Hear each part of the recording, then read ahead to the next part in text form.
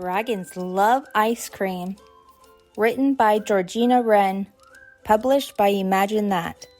What do dragons love to slurp?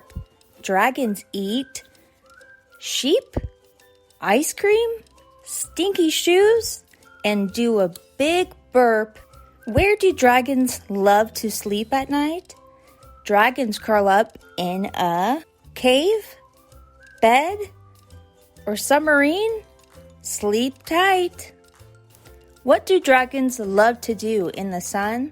Dragons play guitar, beach ball, swim. It's lots of fun. How do dragons love to dance and move? Dragons go to the toilet, disco, volcano, and twist and groove. How do dragons love to fly? They fly in rocket ships, hot air balloons, the clouds, and swoop low and high. The end.